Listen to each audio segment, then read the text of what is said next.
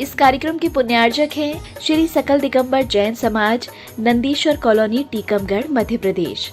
प्रबंध कारिणी समिति अध्यक्ष श्री गजेंद्र चौधरी लुइस, उपाध्यक्ष श्री डी.के. जैन दयोदय, उपाध्यक्ष श्री गुलाबचंद जैन दाऊ मवई, मंत्री श्री विमल कुमार जैन मालपीथा, कोषाध्यक्ष श्री अशोक कुमार जैन आहार, सह कोषाध्यक्ष श्री कैलाश चंद्र जैन बड़माड़ई, उप मंत्री श्री स्वरूप जैन बाजना, उप मंत्री श्री प्रकाश चंद जैन पिक्कन, ऑडिटर श्री सुरेश चंद्र जैन दयोदय, ऑडिटर श्री सुरेश चंद्र जैन पठा, पंच कल्याणक समिति नंदीश्वर कॉलोनी, टीकमगढ़, मध्य प्रदेश। कार्यकारी अध्यक्ष श्री जिनेंद्र जैन ककड़ारी, महोत्सव निर्देशक श्री विमल जैन इलेक्ट्रिकल्स, मुख्य संयोजक श्री शिशुपाल नायक बाबा नायक, कार्यकारी मुख्य संयोजक श्री राजीव जैन वर्धमान। नमो हरिहन्ताणं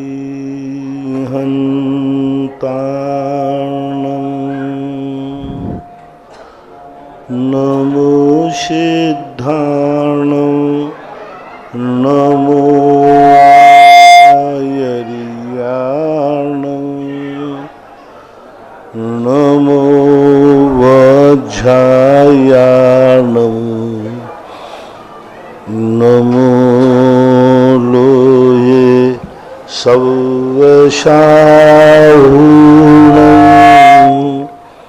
पंच परमेष्टि भगवान की आचार्य श्री गुरुवर कुंद महाराज की जय। आचार्य श्री गुरुवर विद्यासागर महाराज, परम पूजनीय निर्यापक श्रमण मुनि श्री सुधा सागर जी महाराज की, शुल्लक श्री गंभीर सागर जी महाराज की। सभी जिज्ञासु एवं श्रोतागण पूज्य श्री को नमोस्तु करें।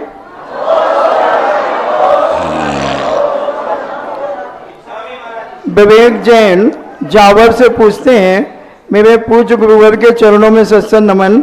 भगवान का अभिषेक करते समय अभिषेक करने वाले का मुख किस तरफ होना चाहिए? भगवान की तरफ होना चाहिए। भगवान को ही सम्मुख किया जाता है, अर्थात भगवान की मुद्रा को देखते हुए मंदिर में जहाँ भगवान और गुरु बैठे हों वहाँ दिशाओं का विचार नहीं किया जाता है।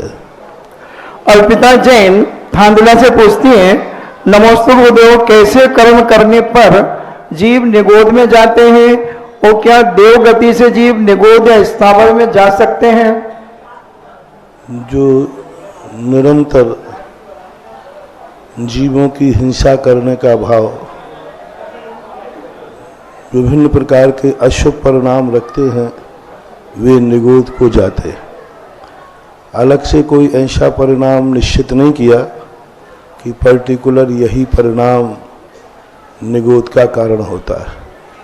कलुषित जो परिणाम होते हैं वे निगोद में जाते हैं। देव मरकर के निगोद में नहीं जा सकता।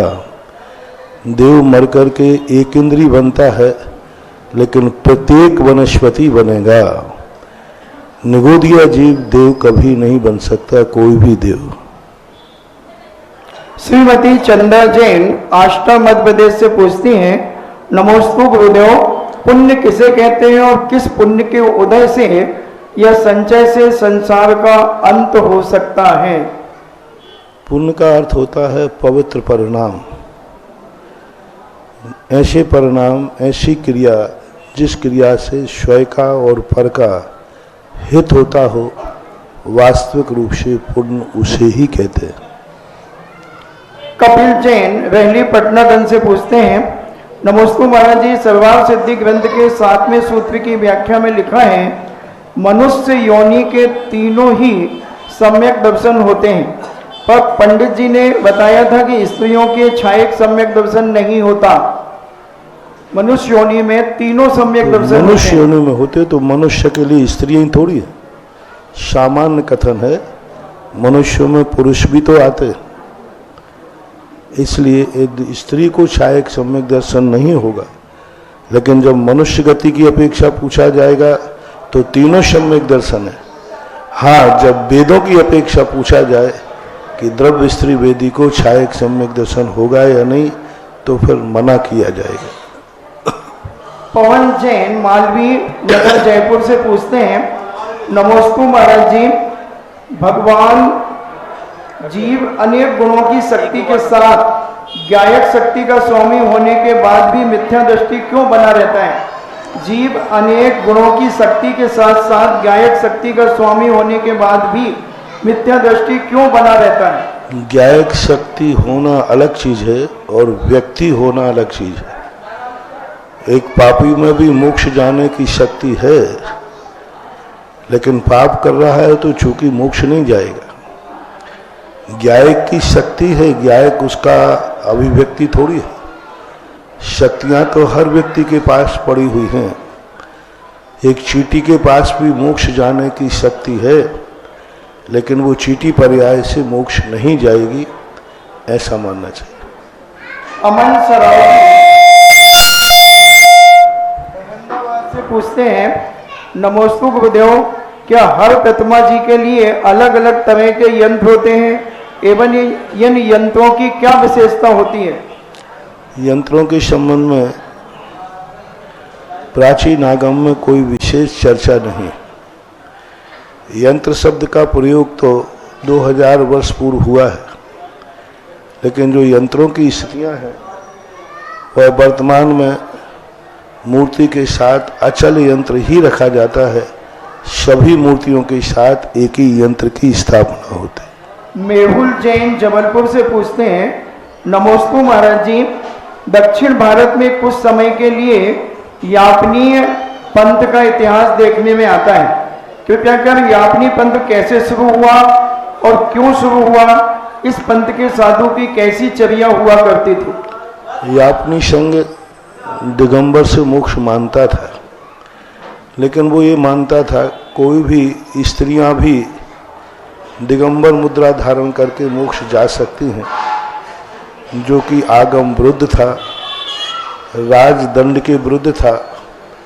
तो राजदंड के विरुद्ध का कानून लगा करके यापनी संघ को समाप्त किया गया। राजीव जैन अमर पाटन से पूछते हैं, नमोस्तु महाराज जी, आज के समय में साधु संतों को आहार देते समय कुछ लोग कहते हैं, महाराज जी एक गिलास मेरी माँ का ले लीजिए, एक बहन भाई का ले लीजिए, तो ये कहना उचित है या अनुचित? अब ये ना तो उचित है और ना अनुचित है, चलती का नाम चल रहा है। चल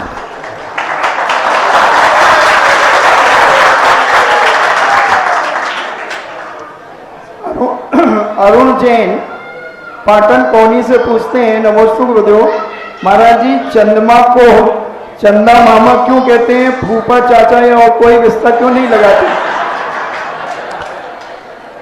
चंदा मामा इसलिए कहते हैं कि बच्चे को स्कूल की बात तो बताई नहीं जा सकती, क्योंकि यहाँ वो सबको जानता है।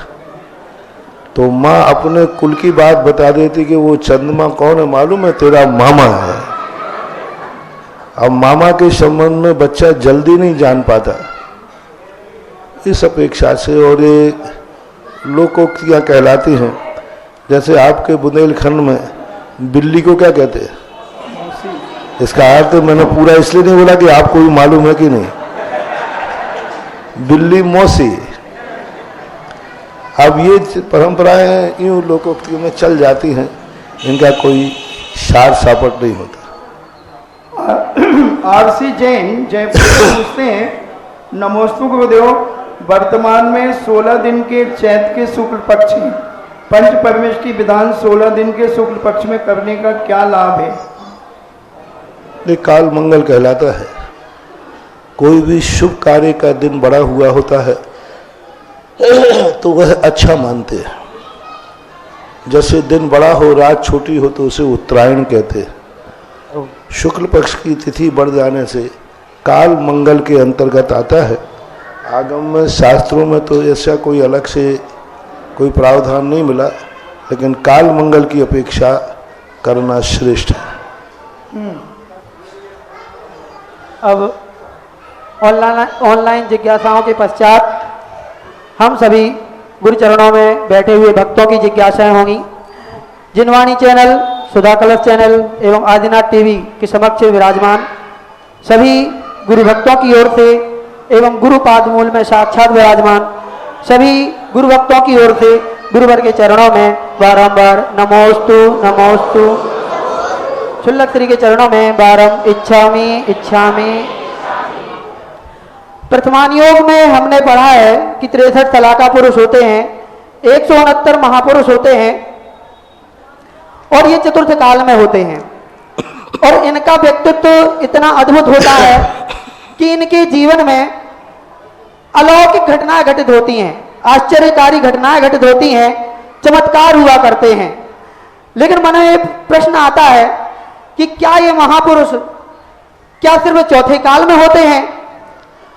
तो आगम ये कहता है, आगम की नजर से देखें तो हाँ, पंचम काल में महापुरुषों का जन्म नहीं होता और ये सत्य है। लेकिन गुरुजी ने हमें बताया है कि सत्य से ऊपर कैसे उठा जाता है और सत्य से ऊपर उठ के जब हम देखते हैं तो पंचम काल में हमें महापुरुष भी नजर आते हैं और उनका स्वरूप पूज्य गुरुवर श्री सुधा सागर जी महाराज की तरह होता है। हमें पंचम काल में मुनि पुंगव श्री सुधा सागर जी महाराज के रूप में, एक महापुरुष के रूप में एक प्रवर्तक मिले हैं। महानुभाव, महापुरुष वो हैं जिन्होंने महान कार्य किए। आज एक जिज्ञासा के साथ इस कार्यक्रम की शुरुआत करते हैं महाराज जी से कि पंचम काल में एक ऐसे मुनिराज हुए जिन्होंने इस 21वीं सदी में ऐसे अद्भुत कार्य किए कि जिन्होंने जहां भी सूखी जमीन हो उसको हरा भरा कर दिया, जहां पर तीर्थों में कोई नहा जाता हो वहां भी श्रावकों की भीड़ लग गई, जहां पर लोग धर्म पढ़ना नहीं चाहते थे वो धर्म पढ़ना शुरू कर दिए और ऐसे अलौकिक कार्य किए कि वो पूरी दुनिया उसकी प्रशंसा कर रही है। और ऐसे उन मुनिराज के लिए ऐसे कार्य सामान्य तरीके से तो नहीं हो सकते, उसके लिए विशेष पुण्य की आवश्यकता होती है और ऐसे पुण्य उन्होंने पुराने भाव में किए होंगे। आज गुरुवर से ऐसा प्रश्न हम करते हैं कि महाराज श्री उन मुनिराज ने अपने पुराने भावों में क्या सा पुण्य किया होगा जो ऐसे अद्भुत कार्य वो इस भाव में मुनिराज बन के कर रहे हैं। और अगली जिज्ञासा करेंगे हमारे दीपक जी शास्त्री दिगोड़ा, पूज्य श्री महाराज श्री। जिज्ञासा ये है कि ऐसे मुनिराज जिन्होंने पंचम काल में ऐसे अद्भुत कार्य किए जिनकी कोई कल्पना नहीं कर सकता, ऐसे उन मुनिराज की क्या पुराने भाव के पुण्य कर्म होंगे कि ऐसे भाव में वो इतने अद्भुत कार्य कर पाते हैं। ये ऐसे कार्य जो करते हैं उनका नाम है आचार्य विद्यासागर महाराज।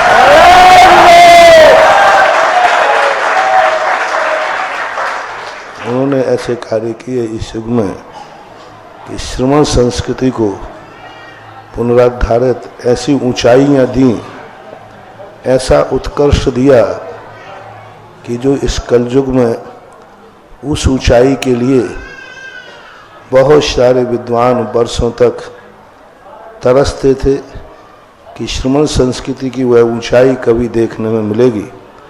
वो पूज्यवर आचार्य विद्यासागर महाराज ने उन अतृप्त आँखों को इस युग को पूर्ण किया कि आज भी उत्कृष्ट चर्या है।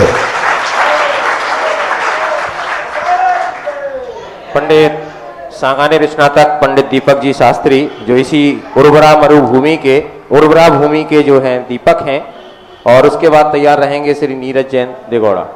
नमोस्तु महाराज जी।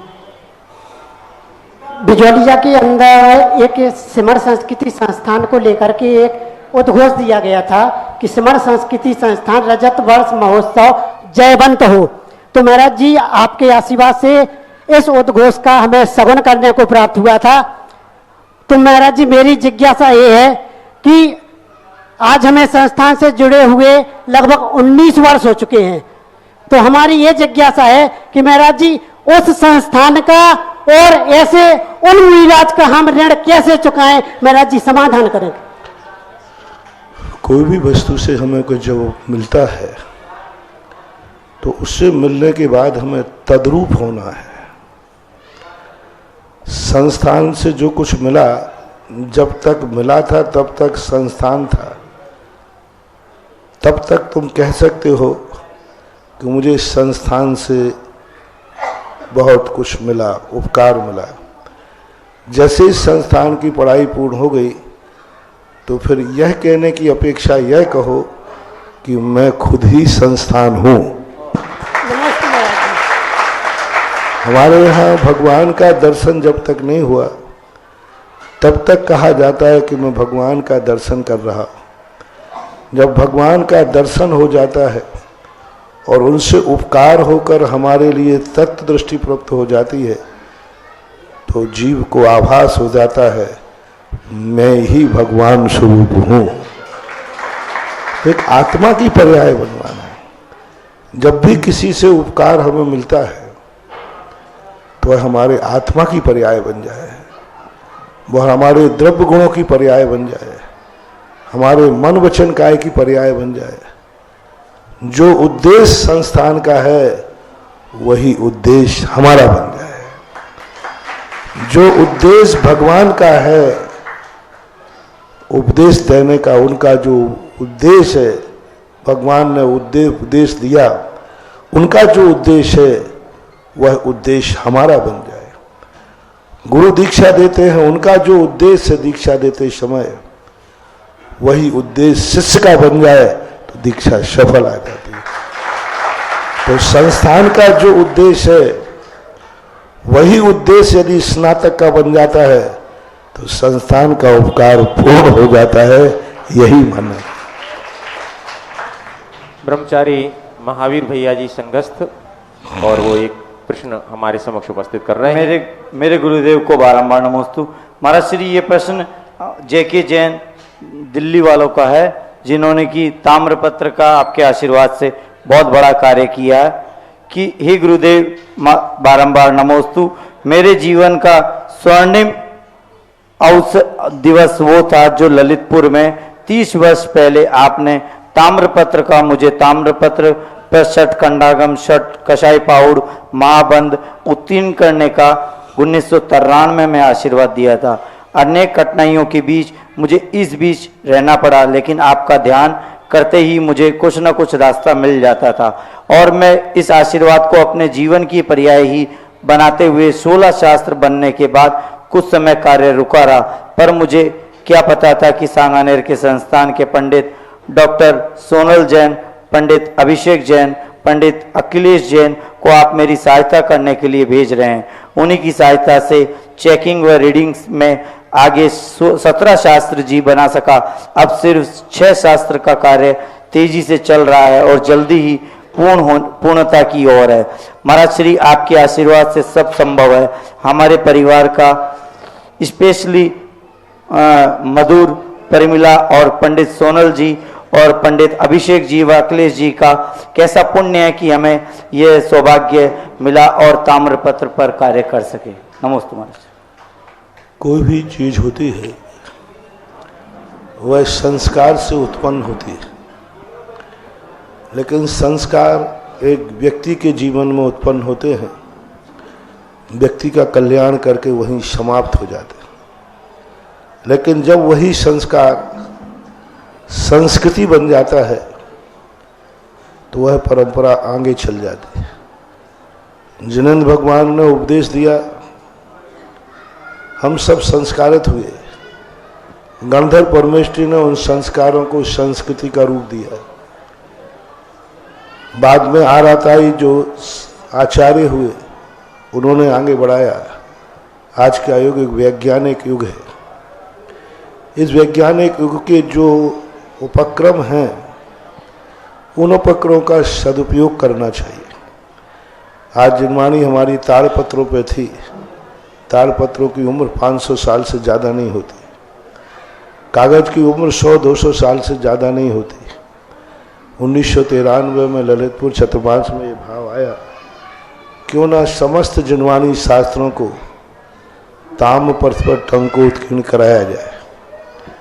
बड़ी महंगी परंपरा थी उस समय, JK जैन ने आकर के इसको बड़ी सस्ती करने का प्रयास किया। वो अपने आप में एक मैकेनिक है, परिणाम रखते हैं, भाव रखते हैं, और उन्होंने जब से काम संभाला बड़े सरल से सस्ते से ये काम हुआ। लेकिन बीच बीच में इसके संपादन और प्रूफ रीडिंग की बड़ी समस्याएं थीं। कोई करने के लिए तैयार नहीं होता। तैयार इसलिए नहीं होता कि योग नहीं है, योग्यता का भी अभाव होता है। श्रमण संस्कृति संस्थान से कुछ बच्चे निकले और वो दिल्ली में नियुक्त हुए। उन बच्चों के निमित्त से 20-22 पुस्तकें तो पहले हो चुकी थी। बाद की पुस्तकें आपके देवगौड़ा का ही एक छात्र सोनल वहाँ पहुँचा और JK जैन से उनसे संपर्क हुआ। दोनों के परिणाम निकले। आज उसी का प्रश्न लेकर के यहाँ पर खड़े हैं, ऐसे पत्र पर छपा रहे हैं और इसका संपादन ये सोनल वगैरह 2-3 लोग कर रहे हैं। बहुत दुरूह और कठिन काम है, लेकिन एक बहुत बड़ा ज्ञानावरणी कर्म का क्षयोपशम है। हमने इन सभी बच्चों से यही कहा कि तुम ये मान करके करना कि मैं उन जिनेंद्र भगवान की वाणी को चिरस्थायी करने का भाव कर रहे हैं। इसका परिणाम ये निकलेगा कि अब तुम्हें ज्ञान का जो क्षयोपशम होगा वो एक पर्याय में ही खत्म नहीं होगा, वो ज्ञान अनुगामी होगा। अनुगामी ज्ञान वो कहलाता है जो भवांतर में भी साथ जाता है। जब हम किसी अच्छे ज्ञान को, सम्यक ज्ञान को, जिनवाणी को चिरस्थायित्व प्रदान करेंगे तो उसका हमारे ऊपर भी प्रभाव पड़ेगा कि हमने जो संस्कार और ज्ञान इस भाव में पाए हैं वो यहीं नहीं रह जाएंगे, भवांतरों तक जाएंगे और एक दिन यही ज्ञान, यही संस्कार हमें केवल ज्ञान प्राप्ति में कारण बनेगा। JK जैन को, सभी को मेरा आशीर्वाद। नमोस्तु महाराज जी। और अगले प्रश्न के लिए मैं आमंत्रित कर रहा हूं श्री नीरज जी जैन दिगौड़ा और तैयार रहेंगी श्रीमती नीलम जैन दिगौड़ा। गुरुदेव के चरणों में बारंबार नमोस्तु। चल्ला जी चरणों में छावी। महाराज जी, मेरी जिज्ञासा ये है, जब हम लघु प्रतिक्रमण करते हैं तो उसमें एक शब्द आता है, जब तक मुझे सद्बुद्धि की प्राप्ति ना हो तब तक मैं पर्णमदा रहूंगा। प्रश्न सही नहीं हो रहा है। जब तक मुझे सद्बुद्धि की प्राप्ति ना हो तब तक मैं पर्णमदा रहूंगा। जब तक मुझे सद्बुद्धि की प्राप्ति ना हो तब तक मैं प्रतिक्रमण करता रहूंगा। पर्ण माया रहूंगा। ये आखिरी लाइन स्पष्ट करो। ओम शांति। आगे प्रश्न करें। श्रीमती नीलम जैन और तैयार रहेंगे श्री सर्वज्ञ जैन। के चरणों में त्रैवार नमोस्तु। दिगौड़ा समाज वो मेरे दोनों परिवार की ओर से त्रैवार नमोस्तु नमोस्तु नमोस्तु। इच्छामि इच्छामि इच्छामि। कर्म आत्मा के साथ कैसे बंधते हैं? कर्म आत्मा के साथ शास्त्रों में वर्णन किया है। जैसे शरीर के अंदर यदि तेल आदि लग जाए और फिर धूल उड़ती है तो जैसे धूल चिपक जाती है, ऐसे ही राग द्वेष रूपी स्निग्ध परिणाम हमारे होते हैं। उन स्निग्ध परिणामों के कारण कर्म आत्मा से बंध जाते हैं। राग द्वेष परिणाम यदि नहीं हो तो कर्म नहीं बनेंगे। कितना भी धूल में व्यक्ति खेले, धूल आ जाएगी लेकिन थोड़ी सी हवा चलेगी, उड़ जाएगी। लेकिन यदि तेल आदि चिकनाहट लगा ली है तो वह धूल आएगी और चिपक के रह जाएगी। ऐसा ही कर्मों का बंध होता है। राग द्वेष जो कसाय भाव हैं, ये कर्मों को आत्मा से बांधते। कर्म आत्मा से नहीं बनते हैं, हमारे राग द्वेष भाव आत्मा को बांधते हैं। धूल शरीर से नहीं चिपकती है, हमने जो शरीर के अंदर तेल आदि लगा लिया है उस कारण से धूल चिपकती है, ऐसा मानना चाहिए। नमोस्तु गुरुवर नमोस्तु। श्री सर्वज्ञ जैन और तैयार रहेंगे श्रीमती स्नेहलता बैसाखिया दिगौड़ा। और दिगौड़ा समाज के सभी लोग हैं और जो भी समाज के लोग हैं, एक बार आप पुनः हाथ जोड़ करके नमोस्तु कर लें और प्रश्न अपना सीधा उपस्थित करें। सबकी तरफ से नमोस्तु है। भैया माइक दो वहां से पीछे। सर्वज्ञ जैन पहुंच गया भैया। महाराज जी नमोस्तु नमोस्तु नमोस्तु। मेरी जिज्ञासा है कि ये जैन धर्म किसने बनाया? जैन धर्म किसने बनाया? जैन धर्म किसी ने नहीं बनाया। जैसे सूरज को किसी ने नहीं बनाया, चंद्रमा को किसी ने नहीं बनाया, हवाओं को किसी ने नहीं बनाया, पानी को किसी ने नहीं बनाया, धरती को किसी ने नहीं बनाया, इसी प्रकार धर्म को किसी ने नहीं बनाया। जब से दुनिया है तब से धर्म है। हे गुरुवर, आपके चरणों में कोटि कोटि श्रीमती अशोक स्नेहलता बैसाखी और तैयार रहेंगे श्री रितेश बुखारिया टीकमगढ़। हे गुरुवर, आपके चरणों में कोटि कोटि नमोस्तु नमोस्तु नमोस्तु। छुल्लक जी के चरणों में इच्छामी इच्छामी इच्छामी। हे गुरुवर, आपके आगमन से हमारा देवगढ़ नगरा धन्य धन्य हो गया है। हे गुरुवर, मेरी जिज्ञासा है कि मेरा अगला भाव देवसात गुरु के समागम में पुरुष पर्याय में हो, उसके लिए मुझे क्या करना चाहिए? बहुत बढ़िया। अगला भाव पुरुष पर्याय में हो, देवसात गुरु की संगत में मुझे क्या करना चाहिए? उनके जो उपदेश हैं, जो आदेश हैं, उन श्रावक यदि अपने जैन धर्म के बताए हुए षड आवश्यकों को यदि निरंतर करता है तो नियम से उसे अगला भाव भी जैन कुल में मिलता है। जैसे उसने नियम ले लिया कि मैं बिना दर्शन के भोजन नहीं करूँगा, तो यही तो भवांतर के लिए है। बिना भगवान का गंधोदक लिए बिना मैं भोजन नहीं करूँगा, यही तो आइडेंटिटी कार्ड है अगले भाव में जैन बनने के लिए। मैं जैन कुल में रहने वाले रात्रि भोजन नहीं करूँगा, सच्चे देव हाँ वो सबके लिए की है। पुरुष पर्याय में जाने के लिए सबसे बड़ी चीज है कि मायाचारी का त्याग करना, दूसरों की गुप्त बातें सुनने का त्याग करना, दूसरे की यहाँ की वहाँ भिड़ाने का प्रयास करना, वे बातें जो हम दूसरा बताना नहीं चाहते और जानने में रुचि रखना। जैसे कोई दो व्यक्ति कमरे में बात कर रहे हैं या घर की बात है, इन दोनों में क्या बात हो रही है मुझे पता करना है। आखिर इनमें दोनों में क्या साठगांठ। अब यदि तुम्हें बताना होता वो तुमसे छुप के करता क्यों? वो बताना नहीं चाहता और हम जानना चाहते हैं। वो छुपना चाहता है, हम देखना चाहते हैं। दूसरों के गुणों के स्थान पर दोष देखना, छिद्रान्वेषता करना, दूसरे को बदनाम करना, दूसरों में दोष देखना, ये सब स्त्री वेद के बंध के कारण हैं। जो दूसरों के दोषों को नहीं देखता है, छिद्रान्वेषी नहीं होता है, गुणवानों को देखकर हर्षित होता है, दूसरे की गुप्त बातों के जानने की इच्छा नहीं रखता है, बल्कि कोई सुनाए तो भैया मुझे मत सुनाओ, मुझे नहीं सुनना है, उनके घर की बात है, हम क्यों सुने? उनके घर में क्या चल रहा है, यदि उसको सुनाना होता तो मुझे सुना देता है। तो दूसरों की बातें जो रहस्यमयी है उनमें सुनने में अरुचि रखना, ये पुरुष वेद के बंध का कारण होता है।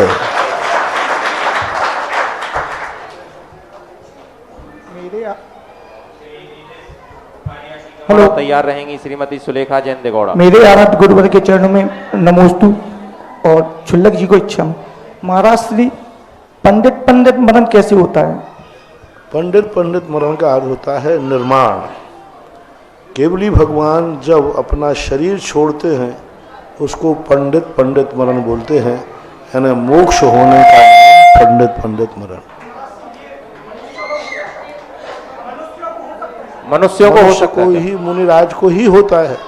मनुष्य गति में सभी जितने मरण हैं संलेखना पूर्वक बाल पंडित से, यानी पंडित और पंडित मरण, ये दो मरण मनुष्य गति के जीवों को ही होते हैं। बाल पंडित मरण त्रियंश भी कर सकता है।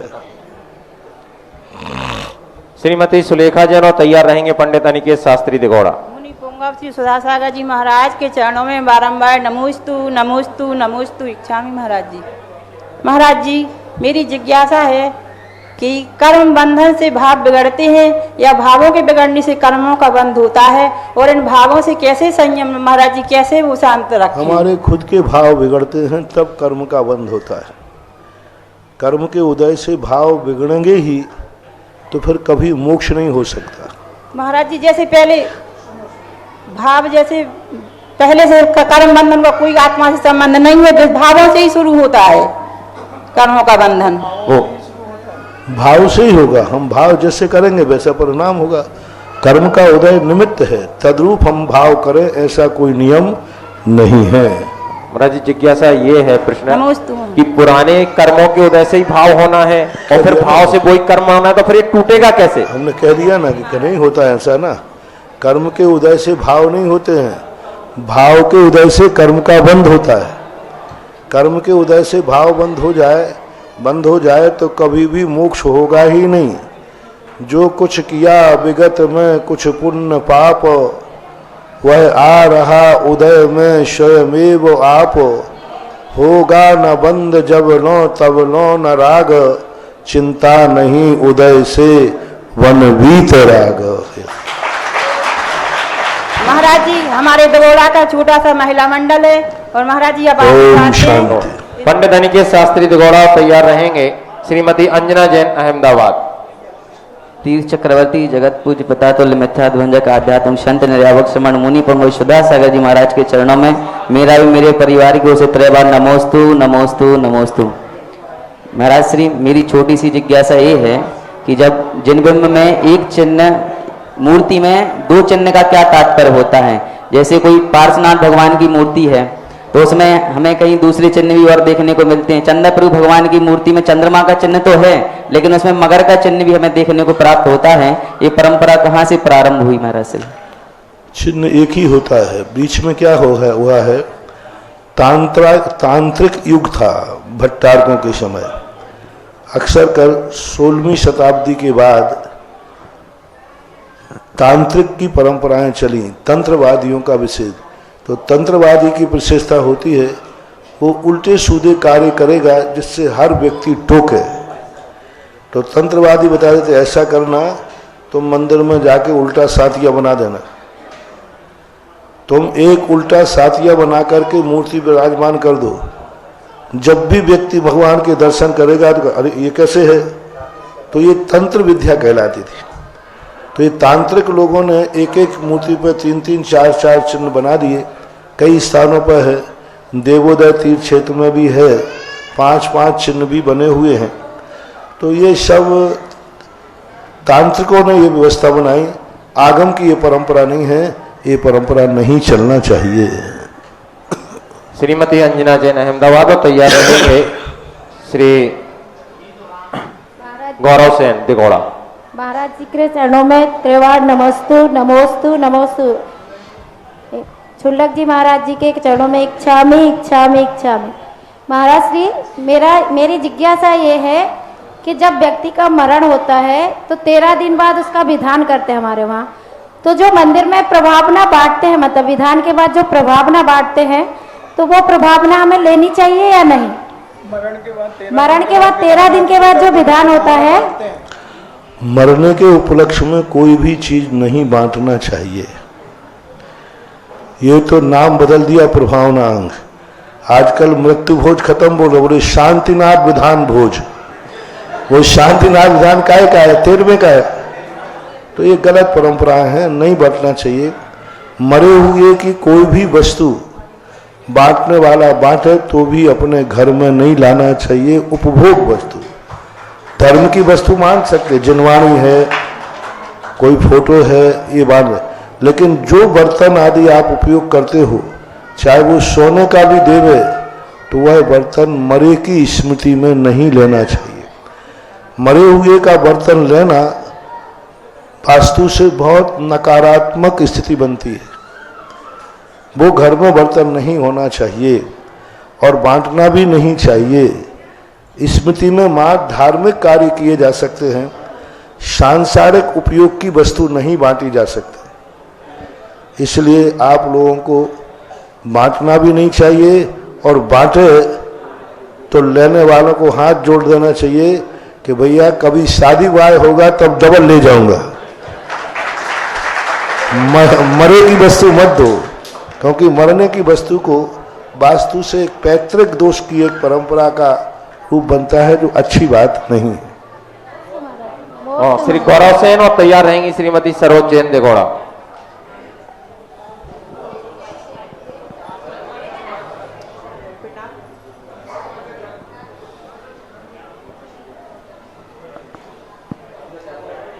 बोलिए बोलिए, चालू है, बोलिए। प्रणाम गुरुदेव, मैं गौरव सेन।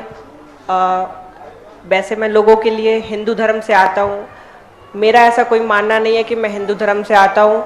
मेरी कोई जाति नहीं है, कोई धर्म नहीं है। सबसे पहले मैं आपका शुक्रिया करना चाहता हूँ जो आप हमारे पावन तिगोड़ा में आए, तो आपने, आपके चरणों ने, आपकी कोई थोड़ा सा भावुक हो गया। मेरा प्रश्न ये है, मैंने हाल ही में जो है अपनी 12वीं की कक्षा पूर्ण की है। अब मैंने जो है अपनी लिस्ट बनाई है कि क्या क्या विशेषताएं जो है मैं रखता हूं और क्या क्या विशेषताएं मैं आगे अपने क्षेत्र में करना चाहता हूं। तो जिसमें एक चीज आती है साधु, त्यागी। मैं साधु बनना चाहता हूं, त्यागी बनना चाहता हूं, आपकी तरह जीवन यापन अपनी जो जिंदगी है बिताना चाहता हूं। तो इसकी सही उम्र क्या है?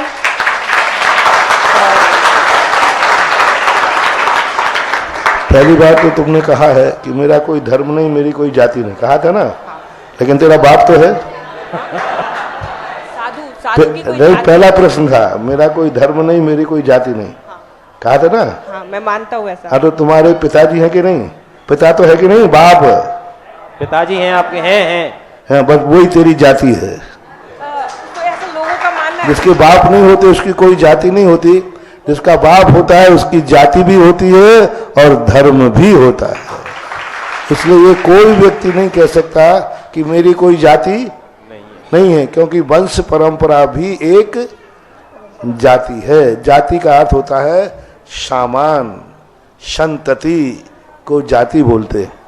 रही बात योग्यता की, तो योग्यता के लिए कुछ उम्रें निश्चित की गई हैं, लेकिन उस उम्र के बाद भी मान लो किसी से कहा कि भाई तेरी 25 साल में नौकरी लगेगी, लेकिन सभी 25 साल वालों को नौकरी लगी जाएगी। उसके बाद फिर उसकी अलग पढ़ाई उसने क्या की है, अध्ययन क्या किया है। इसलिए उम्र मात्र से किसी की योग्यता का मूल्यांकन नहीं किया जाता। उम्र के साथ में उसकी और क्या योग्यताएं हैं उन पर भी विचार किया जाता है, तब कहीं जाकर के कोई धर्मात्मा साधु बनता है। दूसरा ये प्रश्न था। ओम श्रीमती सरोज जैन देगौड़ा और तैयार रहेंगे पंडित जितेंद्र जी शास्त्री गुना। परम पूज्य गुरुदेव के चरणों में त्रैवार नमोस्तु। मेरे परिवार के भी ओर से नमोस्तु। नमोस्तु छल्लक जी महाराज जी की ओर के लिए इच्छा में गुरुवर, मेरी जिज्ञासा ये है कि 3 कम 9 करोड़ मुनियों में किन मुनियों की गिनती आती है? 3 कम 9 करोड़ मुनिराज कौन से होते हैं? 6ठे गुण स्थान से लेकर 14वें गुण स्थान तक आते हैं। अरहंत भगवान भी आएंगे, आचार्य उपाध्याय साधु, जो 6ठे गुण स्थान से लेकर के 14वें गुण स्थान तक जो जीव होते हैं उन सब 3 कम 9 करोड़ मुनिराजों में गिनती आती है। महाराज जी, वो 3 कम 9 करोड़ ही क्यों होते हैं महाराज? अब 4 कर दूंगा तो क्यों होते हैं? अब वो तो कोई पूछे कि भाई आंखें 2 ही क्यों होती हैं, अब क्या कहूं? होती आई है तो हो रहे हैं। इसी का हम 3 कम 9 करोड़ का अधिकतम है, कम तो होते हैं, अधिकतम इतने होंगे। नमोस्तु महाराज जी, नमोस्तु। पंडित जितेंद्र शास्त्री गुना और उसके पश्चात तैयार रहेंगी श्रीमती साधना जैन शिक्षिका और एक विशेष कार्यक्रम। पूज्य महाराज श्री हमारे सिमरण संस्कृति संस्थान सांगानेर के एक बहुत ही बड़े विद्वान और स्नातक जो कि 2020 में संस्थान से निकले और वहां से निकल करके अहमदाबाद में उन्होंने अध्यापन कार्य शुरू किया। लेकिन अध्यापन कार्य के साथ साथ में उन्होंने एक ऐसा अद्भुत कार्य किया जो कि अहमदाबाद के लिए गौरवपूर्ण विषय बन गया। पिछले वर्ष लगभग 25 मंदिरों में संस्कार शिविर लगाए गए, जो कि अहमदाबाद के लिए एक गौरव का विषय था। आज हमारे जितेंद्र भैया हमारे बीच यहाँ पर उपस्थित हैं और उनके साथ इस वर्ष उन्होंने एक बहुत ही महत्वपूर्ण कार्य किया है, और वह कार्य यह है कि अभी कुछ दिन पहले 22 मार्च को इन्होंने पूरे अहमदाबाद को जोड़ा और वहां की 15 पाठशालाएं जो सांगानेर से संचालित हैं, इसके अलावा अन्य पाठशालाएं, उन सभी पाठशालाओं को जोड़ा और जोड़ करके एक अधिवेशन बनाया और एक अधिवेशन का संचालन किया, जहां पर हजारों लोग उपस्थित होकर के पाठशाला के लिए समर्पित हुए। ये एक इतिहास के लिए, अहमदाबाद के लिए गौरवपूर्ण कार्य था। इसके लिए हम जितेंद्र भैया का बहुत बहुत सम्मान करते हैं, बहुमान करते हैं। ये जितेंद्र जी शास्त्री गुनाते हैं बेसिकली, और अभी अहमदाबाद में अध्यापन कार्य कर रहे हैं। अभी इनकी 10 लोगों की टीम, जो कि मई में 12 मई से लेकर 22 मई तक सांगानेर के तत्वावधान में शिविर संचालन करेगी, और उनके लिए इन्होंने एक टीम गठित की है 10 लोगों की, और 10 के 10 लोग पूज्य महाराज श्री के चरणों में श्रीफल भेंट करके और उनका आशीर्वाद ग्रहण करने के लिए पहुंचे हैं।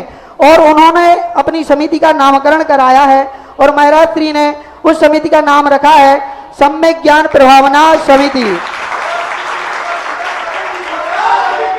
मैं जितेंद्र जी शास्त्री को निवेदन करूंगा कि अपनी टीम के साथ आगे आएं और उन्होंने जो अपना बैनर बनाया है और उसका विमोचन करें। जितेंद्र जी शास्त्री जल्दी से आए। और महाराज जी, ये अहमदाबाद के लिए इसलिए लौकिक है क्योंकि आपके चरण तो अहमदाबाद में कई सालों पहले हुए, लेकिन वहां पर ऐसे कोई साधु अभी तक नहीं पहुंचे जो इस तरह से प्रभाव न कर पाते। हमारे जितेंद्र जी शास्त्री ने इतना अद्भुत अलौकिक कार्य किया कि हमारा पूरा श्रवण संस्कृति संस्थान स्नातक परिवार इनके लिए बहुत बहुत इनके उज्जवल भविष्य के लिए कामना करता है। और यहाँ पर जल्दी करें और ये एक प्रेरणा देता है महानुभाव कि जब ये अहमदाबाद और गुजरात जैसे स्थान में इतने महत्वपूर्ण श्रावक संस्कार शिविर का संचालन कर सकते हैं, जो कि वहां पर अकेले सभी लोगों के साथ मिलकर के कार्य कर रहे हैं, तो हमें इनसे ये प्रेरणा लेनी है कि हम अपने, चाहे दिगोड़ा हो, टीकमगढ़ हो, चाहे सागर, कोई भी एरिया हो, पूरे देश में इसी तरीके से श्रावक संस्कार शिविर लगे। और शिविरों की और भी घोषणाएं हुई हैं, वो भी शिविर लगने जा रहे हैं। सागर में भी, जबलपुर में भी, टीकमगढ़ में भी आगामी काल में शिविर लगेंगे, दिगोड़ा में भी लगेंगे। और इस प्रकार से पूज्य महाराज श्री के पावन आशीर्वाद से यह कार्य संपन्न होगा। चलिए अगली जिज्ञासा के लिए तैयार रहें।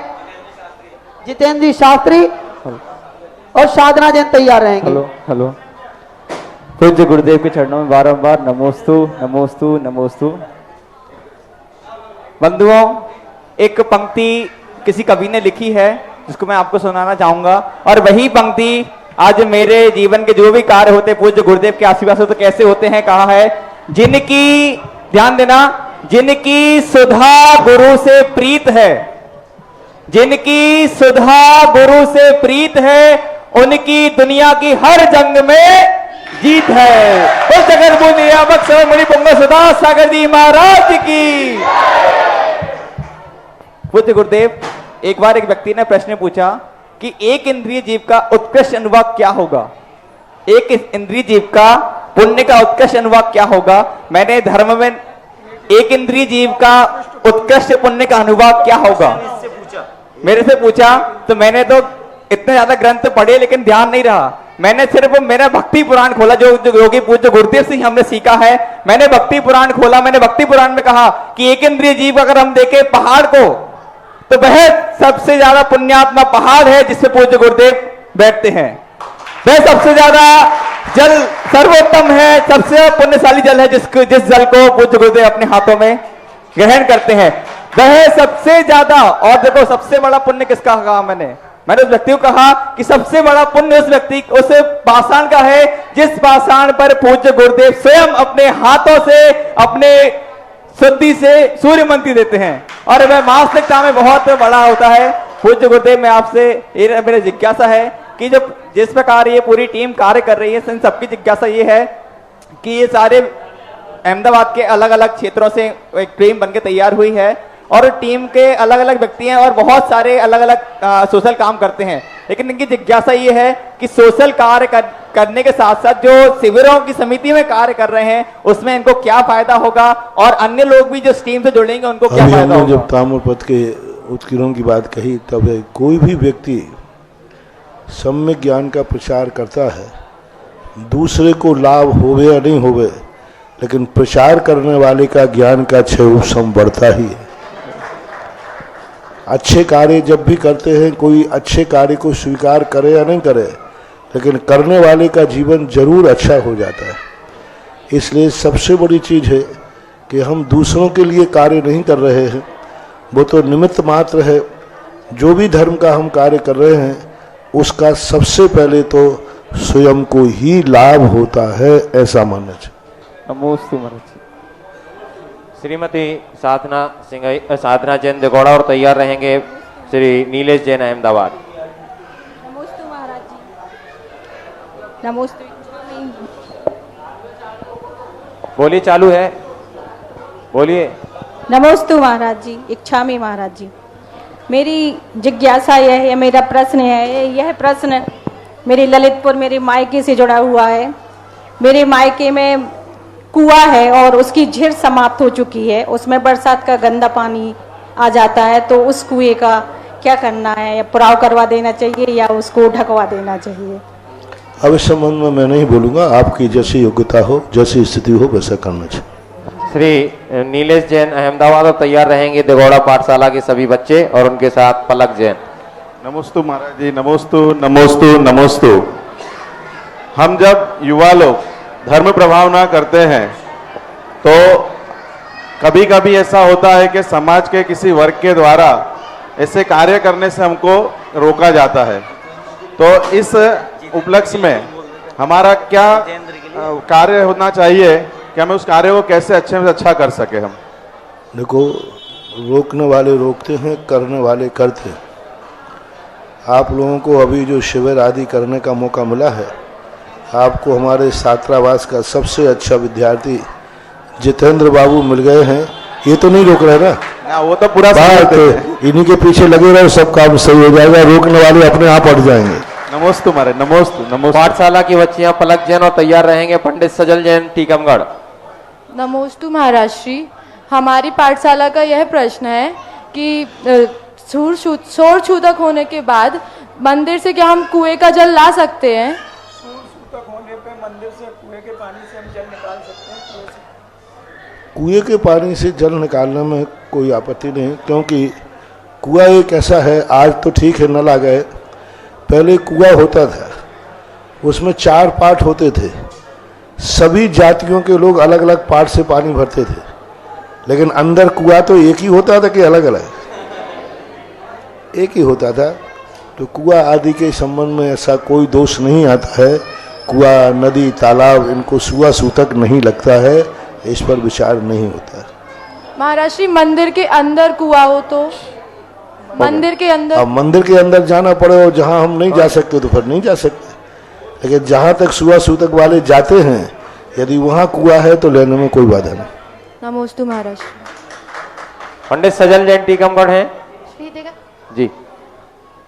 श्री दिगंबर जैन श्रवण संस्कृति संस्थान कन्यादाना की ओर से गुरुवर के चरणों में बारंबार नमोस्तु नमोस्तु नमोस्तु। महाराज श्री, मेरी जिज्ञासा यह है कि 12 भावना क्या है और 12 भावना का उद्देश्य क्या है? 12 भावना का उद्देश्य संसार के स्वरूप को समझाना। जिस संसार में व्यक्ति रंजायमान हो रहा है उसका वास्तविक स्वरूप क्या है। जैसे गुटखा खाता है व्यक्ति, तो उस गुटखा खाने वाले को भावना के माध्यम से समझाना कि इसका फल क्या है। ऐसे ये संसार सबको अच्छा लगता है, लेकिन इसका वास्तविक स्वरूप क्या है, उन भावनाओं के माध्यम से जगत के स्वरूप को समझाना मुख्य उद्देश्य है। श्रीमती मनीषा जैन और तैयार रहेंगे श्रीमती सुमन जैन। शीघ्रता से आ जाएं। मुनि श्री के चरणों में नमोस्तु नमोस्तु नमोस्तु।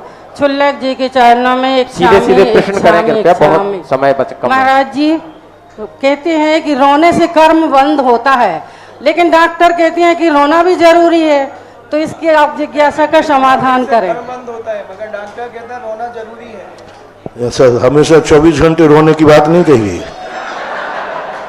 वो तो उसको रोने की बात कही एक जन्म के समय और कोई गम बैठ जाए तो कहा जाता है कि भाई इसको गम बैठ जाता है, थोड़ा रुला दो जिससे इसका गम निकल जाए। ऐसा कोई डॉक्टर नहीं बताता कि रुलाओ, हमेशा हर व्यक्ति रहता है हंसते रहो हंसाते रहो, यही सही नीति है। हंसते हंसते रोना सीखो, रोते रोते हंसना, जितनी चाबी भरी आत्म ने उतना चले खिलौना। नमस्ते महाराज जी। श्रीमती राशि जनो तैयार रहेंगी। श्रीमती सुमंजन शीघ्रता से खड़े होते जाएं, समय बहुत कम है। मेरे दोनों परिवार की तरफ से नमोस्तु नमोस्तु नमोस्तु महाराज जी। इच्छामि इच्छामि इच्छामि महाराज जी। मेरा प्रश्न है महाराज जी, मैं पथरिया के पास एक सिद्ध क्षेत्र पटेरिया जी, वहाँ पे सिक्के चिपकाए जाते हैं और वो सिक्के अगर बिस पूरी होती, ऐसा माना जाता है कि वो सिक्के चिपक जाते हैं और बिस पूरी नहीं होती तो वो सिक्के गिर जाते हैं। और हम अपनी फ्रेंड अदर कास्ट की फ्रेंड को वहाँ लेके गए तो वो बोलती है कि ये साइंस है, ऐसा कुछ नहीं होता। तो महाराज जी हम ऐसे उसको कैसा समझाएं कि ये अतिशय है? अतिशय तो होते हैं, लेकिन जैसा आप बता रहे हो ऐसा अतिशय नहीं है कि ये चिट्ठी गिर जाए और ये गिर जाए। ये सब के वदंतियाँ हैं, साइकोलॉजी इफेक्ट है, इनसे ऐसा कुछ नहीं होता है। लेकिन अतिशय अलग चीज़ है और ऐसी घटना होना अलग चीज़ है। महाराज जी वो क्यों चिपक जाता सिक्का? वैसे नॉर्मली तो दीवार पे नहीं चिपकता सिक्का, लेकिन वो सिक्का क्यों चिपक जाता दीवार पे? और हम इस दीवार पे चिपकाएंगे तो नहीं चिपकता है, घर पे भी नहीं चिपकता, उसी दीवार पे क्यों चिपकता है? ऐसा नहीं है, सभी के नहीं चिपकते हैं और जिनकी बात नहीं होती उनका भी चिपक जाता है, ऐसा भी है। श्रीमती सुमन तैयार रहेंगी। श्रीमती नीता जैन सीधे प्रश्न करेंगे। नमस्ते महाराज जी। महाराज जी माइक पास में करें। हमारी जिज्ञासा ये है महाराज जी, जब 4 दिन अशुद्ध रहते हैं तो क्या मोबाइल में धर्म सुनना चाहिए और टीवी में देखना चाहिए? 4 दिन अशुद्ध रहते हैं। देखो टीवी ऐसी चीज है जिसमें पता नहीं अंदर क्या क्या भरा है। नहीं तो अब उनके लिए तो चला करके मत चलाओ, लेकिन चल रहा है तो ऐसा कोई सुनने में कोई बाधा नहीं होती।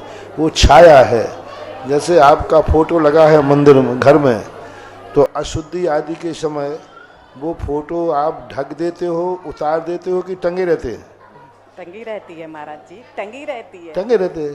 तो इसी प्रकार वो छाया है, चित्र है, चला कर नहीं करना, लेकिन चल रहे हैं तो ऐसी आवाज़ आ जाना, दृष्टि पड़ जाना, जैसे फोटो पर दृष्टि पड़ जाना और भगवान पर दृष्टि पड़ना, भगवान की मूर्ति का दर्शन करना और भगवान की फोटो का दर्शन करना कितना अंतर है। भगवान की मूर्ति का दर्शन अशुद्धि में नहीं करेंगे, लेकिन उन्हीं भगवान की फोटो घर में टंगी है तो टंगी रहती है। तो इस प्रकार के महाराज जी दिगोड़ा समाज से ये है कि मंदिर का कुआं है उसमें पानी नहीं है, तो क्या करें उसके लिए? दिगोड़ा समाज मंदिर के कुएं में पानी नहीं है तो पानी कैसे आए? हमारे कमंडल में जितना हो उतना ले लेना और क्या करें। श्रीमती नीता जैन और तैयार रहेंगी कुमार प्रेरणा जैन। धोने के लिए बचे रहे ना, बाकी ले लेना। चलिए। इच्छा में हाँ। महाराज जी मेरी जिज्ञासा है कि जब मंदिर में दर्शन करते हैं तो वहाँ पर काफी छोटी छोटी मूर्ति रखी रहती हैं, तो जैसे पार्श्वनाथ की मूर्ति का तो पता चल जाता कि फन है, या शांति कुंद रहनाथ की और मूर्तियों के दर्शन करते समय क्या भाव होना चाहिए? चिन्ह नहीं पता चलता। कोई बात नहीं, भगवान की मूर्ति है, अरहंत भगवान की मूर्ति है, सम मूर्तियों में चिन्ह पता नहीं चले तो नमो अरिहंताणम कह के नमस्कार कर लेना चाहिए। तुम्हारी प्रेरणा जैन और तैयार रहेंगे आलोक जैन दिगोड़ा। हाँ बोलो बोलो बेटा, इधर ये पीछे बैठ, पीछे बोलो बोलो नमोस्तु। आलोक जैन दिगोड़ा। महाराज जी के सामने मेरी बार नमोस्तु, चल्लक जी के सामने मेरी बार बार नमो इच्छामि इच्छामि। बोलो जल्दी बोलो। मंदिर जी में घंटा क्यों बजाते हैं? मंदिर जी में घंटी क्यों बजाते हैं? घंटा इसलिए बजाते हैं, अब बच्चों की भाषा यही है जैसे घंटा सुन करके तुम बच्चे लोग चुप बैठ जाओ। और वास्तविक रूप ये है, घंटा एक शगुन है और एक संकेत है, एक ध्वनि है, एक मंदिर में प्रवेश करने का आगाज है। हे सुरेश जैन देगौड़ा जी। हे गुरुदेव, नमोस्तु नमोस्तु नमोस्तु। हे गुरुदेव, हमारी जिज्ञासा है कि इस संसार में 6 दिव्य होते हैं, 6 दिव्य होते हैं, 6 दिव्य सभी स्वतंत्र होते हैं, और जीव और पुद्गल इनका मेल कैसे हो गया? जब जीव और पुद्गल का मेल कैसे हो गया? अभी बताया था ना, द्रव्य सभी अलग अलग होते हैं। 4 द्रव्य शुद्ध हैं, वो किसी से प्रभावित नहीं होते।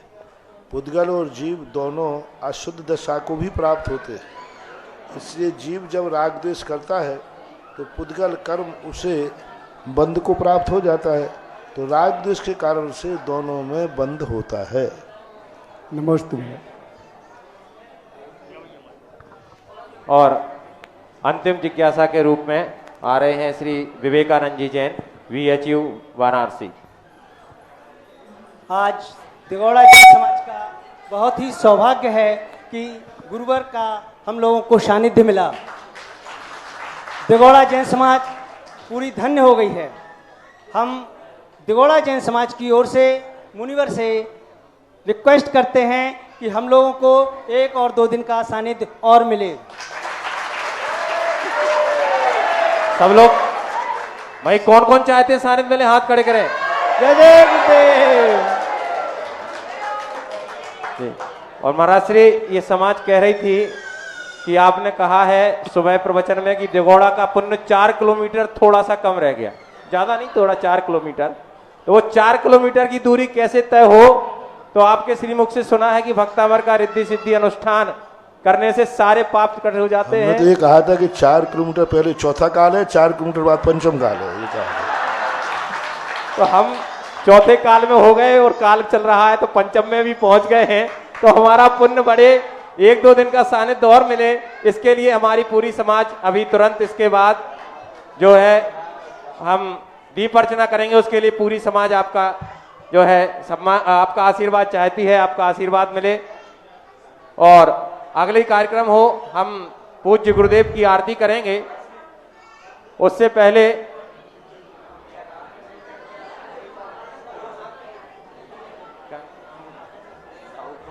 श्री विधायक श्री डॉक्टर शिशुपाल जी यादव साहब और हमारे माननीय सरपंच एडवोकेट श्री रघुवीर सहाय जी चौबे साहब हैं, वो आए और गुरु चरणों में अपना प्रणति मत करें। साथ में श्री विजय कुमार जी चौबे पत्रकार नमोस्तु निवेदित करें। प्रमोद कुमार जी यादव नादिया वो भी आए और नमोस्तु निवेदित करें। प्रमोद यादव जी नादिया। और अब सभी बैठेंगे, अभी आरती होगी, भैया सब बैठे। और बुंदेला जी बिजराउन से हमारे बीच में है, वो भी आए, सब बैठेंगे, आरती होगी, सभी लोग अपने स्थान पर बैठे रहें। और एक परम सौभाग्य आज हमारी समाज को और यहाँ पर उपस्थित जन समुदाय को मिला है, पूज्य गुरुदेव की प्रथम आरती का सौभाग्य कौन प्राप्त करेगा? भैया बैठ जाओ, जिसको मेरी बात सुनाई दे रही है वो बैठ जाएं, बैठ जाइए। और आरती, प्रथम आरती का सौभाग्य 11,111, अधिक बड़े सो पावे, अधिक बड़े सो पावे, 11,111, 1, 12,112, 15,515, भैया थोड़ी आवाज, 15,515 1, 15,515 2, 15,515 2.5। और ऐसा मौका बार बार नहीं आएगा मेरे भाई। आरती हम रोज करते हैं, लेकिन गुरुदेव का साक्षात सानिध्य हमारे पास है। 16,616, 21,221, 21,121, 21,221। बोले परम पूज्य जगत पूज्य मुनि पुंगव श्री सुधा सागर जी महाराज की।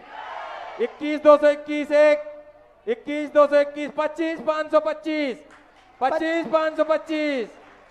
बोलिए मुनि संघ की।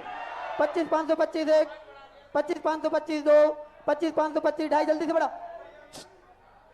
26,626, 26,626, 26,626, 31,331, 31,331, 31,331 1, 31,331 2, 31,331 2.5, और ये बोली जा रही है मेरे भाई, एक बार और सोच लें। 1 2 2.5 पौने 3 35 5 35। बोले संत श्रोमणी आचार्य कुंवर श्री विद्यासागर जी महाराज की, मुनि संघ की, पूज्य गुरुदेव की मंगल आरती। 41 441। आप सौभाग्य नाम सबको पता है, आप तो केवल बोली बोलते जाओ। 41 441।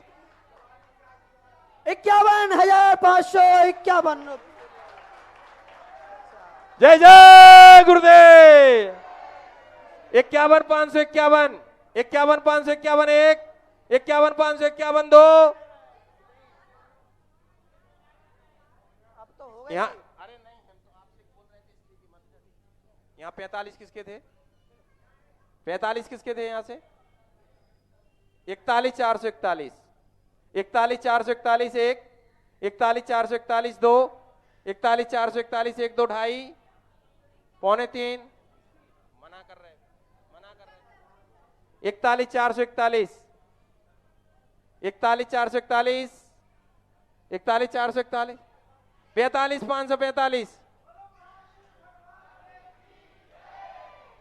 ये कह रहे हैं बोलो, वो कह रहे हैं नहीं बोलने, किसना करना आप बताओ मुझे। मैं आप बोला अशोक चाचा, इधर कह रहे हैं बोलो, वो कह रहे हैं नहीं बोलो, क्या करें? 45 545। हाँ 45 545 1,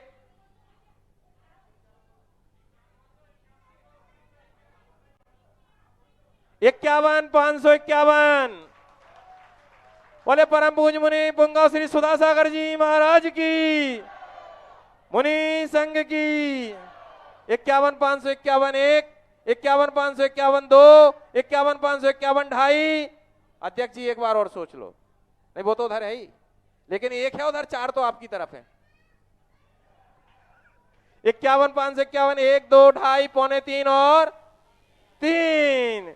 श्रीमती मालती जैन, वीरेंद्र कुमार, बबीता, सनी हनी जैन, मोदी परिवार ने यह सौभाग्य प्राप्त किया है। आ जाएं, आगे आ जाएं भैया, सामने आ जाएं और पूज्य श्री की मंगल आरती करने का सौभाग्य प्राप्त करें। शीघ्र शीघ्र करें। दो भैया उनको दो जिसकी बोली है। बजाओ बजाओ बजाओ। अध्यक्ष जी, भैया जी कह रहे हैं दूसरी आरती आपको करना है, मन है? चलिए 41 441 दूसरा सौभाग्य। अध्यक्ष बैसाखिया श्री अशोक कुमार जी जैन, अंकुर कुमार जैन, बैसाखिया परिवार दिगोड़ा। ये कही लो जीत, बाकी सबको एक इधर दे दो, सबको भी दो। चलिए भैया आरती शुरू करें। रेडी।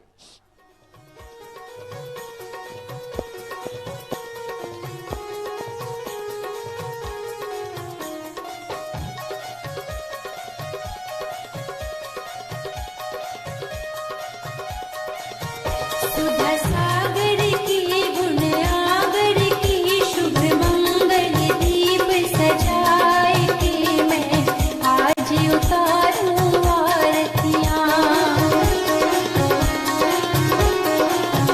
सुधा सागर की गुण आगर की शुभ मंगल दीप सजाए के मैं आज उतारूं आरतियां।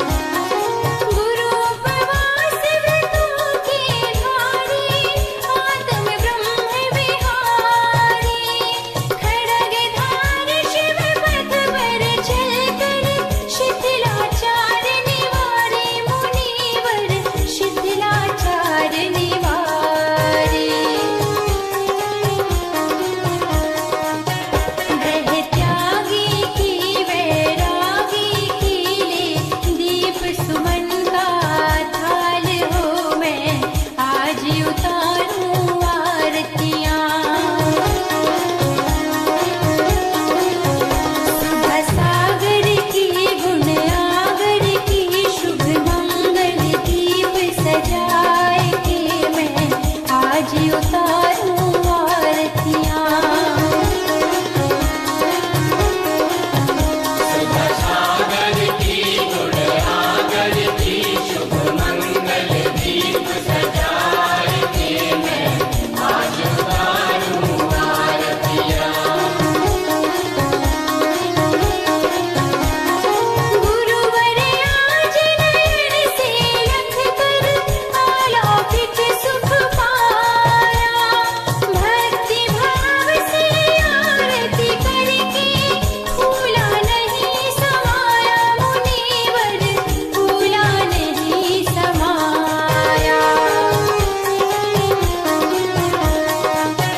ऐसे ऋषिवर को ऐसे मुनिवर को कर वंदन बारंबार हो मैं आज उतारूं आरतियां। सुधा सागर की गुण आगर की शुभ मंगल। इस कार्यक्रम के पुण्यार्जक थे श्री सकल दिगंबर जैन समाज, नंदीश्वर कॉलोनी, टीकमगढ़, मध्य प्रदेश। प्रबंधकारिणी समिति अध्यक्ष श्री गजेंद्र चौधरी, लुइस। उपाध्यक्ष श्री डी.के. जैन, दयोदय। उपाध्यक्ष श्री गुलाबचंद जैन, दाऊ, मवई। मंत्री श्री विमल कुमार जैन, मालपीथा। कोषाध्यक्ष श्री अशोक कुमार जैन, आहार।